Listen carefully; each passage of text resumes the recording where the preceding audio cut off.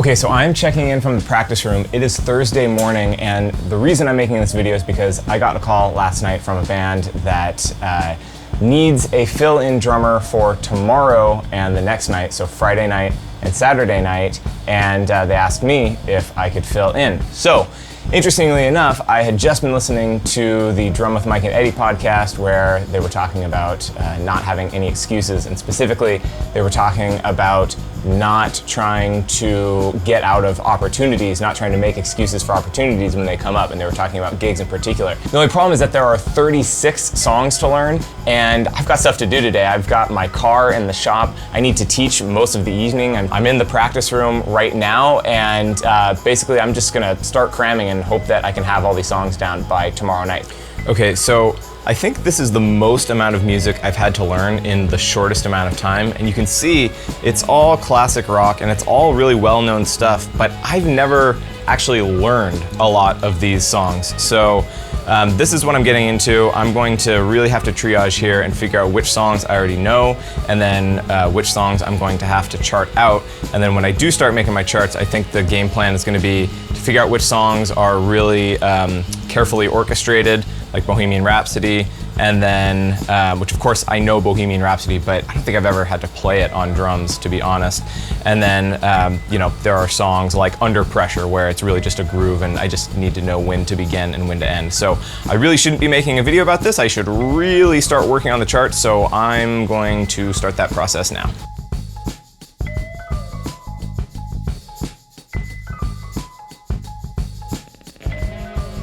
All right, so quick status report here. I am most of the way done charting the first set. My strategy here is to just chart everything first. I haven't played at all. It is 11 a.m. on Thursday, and tomorrow night, Friday, is the first show. So you can see the charts are more or less detailed depending on what the song is, but some of them I don't know as well, some of them are more involved, some of them I do already know. So that's kind of my process right now. Anyways, I will check in with you later.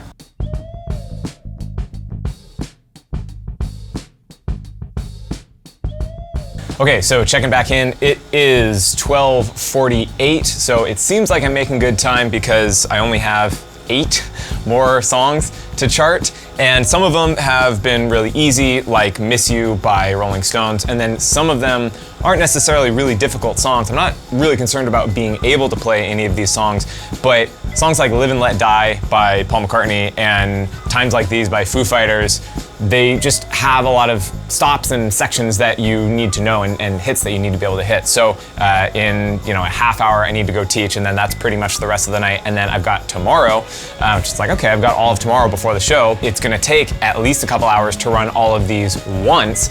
So anyways, I do think I'm going to make it, but with how many musical casualties, I'm not sure. So stick with me. All right, so it is Friday morning. I just got back into the practice room here. It is 10:37 a.m. and I think I need to load in at 7 this evening. And I haven't actually played anything yet. I'm still feeling fairly confident for whatever reason. I think that the charting was really the most important part. So what I'm gonna do is put a couple of hours in now, and then I'll probably leave for a little bit, come back, play whatever was rough before, and then load out to the show. And I realize that I'm not really giving any insight into the process here, so I just wanted to mention sort of what I'm thinking as I'm practicing these songs and as I'm charting them out.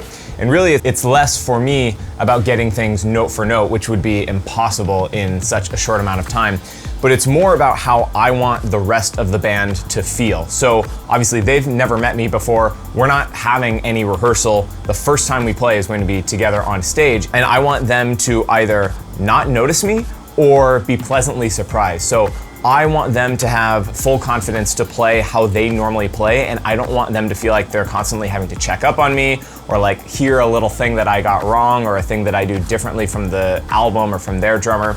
And of course, there are gonna be certain idiosyncrasies that their drummer has that they're probably very used to that there's no way I'll be able to replicate, but I'm hoping that I can at least give them the confidence to play the way that they normally do. So there are certain things in certain songs that I'm focusing more on and focusing less on. So there are some songs where the kick drum pattern is very important important. And there are some songs where the kick drum pattern isn't super important, so I'm not worried about getting exactly right.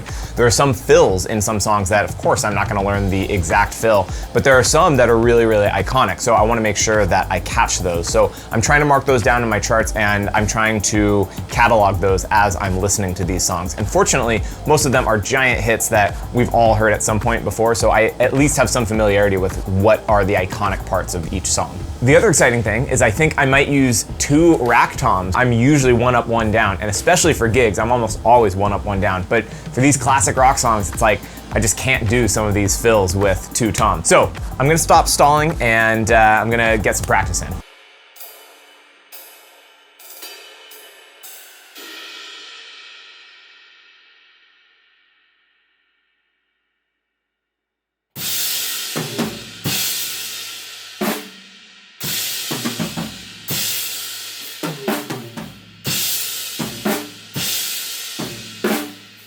Okay, so it is almost 1 p.m. I have been running not everything, but just the ones that I feel like will need the most attention. And my first kind of run through, there are definitely some things that would have been not so great if that had been my first time playing them on stage. There are a couple little moments that I really want to make sure that I remember, that I don't have to be too buried in the charts. But at the same time, sometimes I'm not looking at the charts closely enough and I'm forgetting when there's like a section of 7 measures, or like there's a random 3/8 measure that's thrown in there. So I think I have all of those spots identified and mostly buttoned up. I'm going to head out, and then I'm going to come back here, practice that stuff again, and then load out. And yeah, I'll let you come to the show with me, and we'll see how it goes. All right, one more quick check-in before I load out. I've come back to the studio, and I've just been running a few more of those tricky little parts. Of course, I get a text now at almost 4 o'clock saying, hey, by the way, we forgot to mention we sometimes do an encore with Hey Jude, and it goes really well. I know that's not on the set list. Can you do that? Of course, it is my job as the fill-in and as the professional to say yes. And of course, I know Hey Jude. I can't remember the last time I played it on drums, but I'll just make a quick chart, and yeah, it's all about keeping them happy. So yeah, I'm just gonna write out that chart, tear this down, and start packing up for the gig.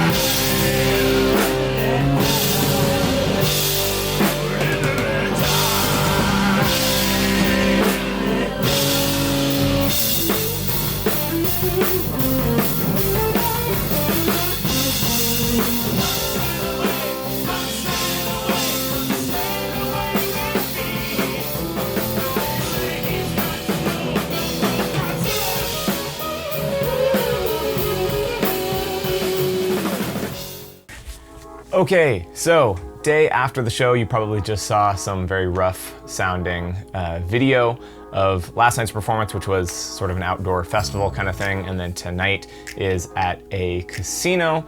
And last night I thought went really well, or about as well as I could have hoped for. And most importantly, I had a lot of fun playing, which I don't always have in these situations. I don't mean that I don't enjoy playing or that I don't have fun playing, but there are some situations where my expectations and just my desire for things to go really well can lead to enough nervousness that I don't really have as much fun in the moment. But that wasn't the case at all last night. The guys I was playing with were very chill and were very, very accommodating, and I was able to kind of roll with the punches with them, and they were sort of able to roll with the punches with me, because even though I learned everything pretty much exactly to the album, and I think I basically played everything exactly like the album. These guys have been playing these songs for over a decade together with little to no subs on the drums, and so they have certain ways that they play certain parts. So certain sections are a little bit longer, certain sections are a little bit shorter. So even though I learned everything just like the record, I had to be flexible enough to listen to what was actually going on in the music, and sometimes they'll medley from one song into another. So I need to be able to just roll with that, and that's maybe a tip for you if you're in one of these situations, not to be too laser focused on exactly what you expect it to be. Even though they told me, yeah, we play it just like the record, I still understand that there are probably going to be some differences and that I shouldn't get too upset if those differences happen. The only real trip up is when they were on stage and saying to the audience, "You like Van Halen?" And I'm thinking to myself, I haven't learned any Van Halen for this set. And it turns out that Jump by Van Halen was on the set list and I had totally just passed over it. It was completely my mistake. And so, I told the bass player, I was like, "Hey man, I didn't learn this one. I just passed over it." And he's like, "All right, well, you want to just try and kind of figure it out in the moment?" And I'm thinking, well, I probably heard Jump maybe 5 or so years ago, so I'll just go off of that recollection. And today I'm definitely looking at that. I'm charting it out and, we'll see how it goes tonight. Hopefully a little bit better.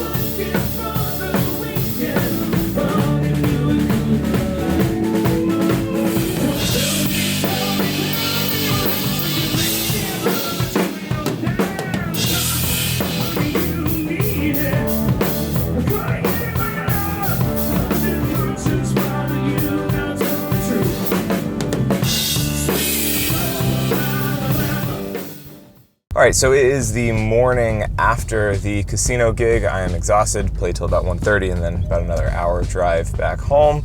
And yeah, it was interesting. So I don't know if I mentioned before, but turns out that another member of the band had to be subbed out for this one. So I was the sub, and then also the keyboard player, who's pretty important to this group, also had to be subbed out last minute. So we were already batting with a disadvantage there. And the set list I had received, I had learned everything basically back to front exactly like the album, and then had learned on Friday night when we actually played them that they do certain things a little bit differently. That was still the case tonight, and so what I tried to do was remember everything that they had done differently from the album and then play it that way tonight, which worked well for the most part. Some of the things I got right, and then there were some things that they played differently tonight than they had played last night. So anyways, it was a little bit of chasing my tail, or rather chasing their tail. That didn't sound right for some reason. But anyways, I'm not blaming them by any means. I mean, they've been playing together, like I said before, they've been playing together for many, many years, and I don't think they've had to sub a drummer in over a decade. The one thing that was kind of crazy is there were a lot of songs that were just omitted from the set list, and then there were a lot of songs that were just put into the set list on stage in the moment. So that included some Beatles tunes that I mostly knew. That included some Led Zeppelin that I didn't really know that well. It included a medley or two. And then it also included Freebird. It ended up being fine, but I wasn't thrilled because even though I do like jamming and I'm happy to roll with the punches, I do like having things figured out and being able to nail things, because sometimes when you're a drummer in these situations, you're kind of caught between a rock and a hard place, because there might not be a firm expectation that you're going to get every hit exactly correct. But really what it comes down to is if you don't stop at the right time and if you don't start at the right time, you are the one that sounds wrong, even if there was no possible way for you to know where that was supposed to happen. So that's just sort of an unfortunate reality of being a pinch hit drummer in these situations. And I don't want to make it sound like what I'm doing here is some Herculean effort. People do this sort of thing all the time. I think personally, I haven't in a while had to learn this much music in this short amount of time. Like I said before, the guys were really flexible, they were really understanding, and they were really fun to play with. I know Larnell Lewis, I think, had to learn that Snarky Puppy album on the plane ride to the gig, so I'm not trying to pump myself up or pat myself on the back here in any significant way. But I did think that for some of you who haven't been in this sort of situation before, this might hold some interesting insight. And if you have any questions about this process, or if this kind of content is at all interesting, I know this is like a little bit vlog style, which is not really my style, but I thought it was an interesting scenario that I wanted to take you guys along for the ride for. And right now you are literally along for the ride. But anyways, I'm tired. My brain is not working at full speed. So Anyways, I will leave it at that. Thank you for watching. If you followed along for the whole thing, let me know what you think in the comments, and I will see you next time.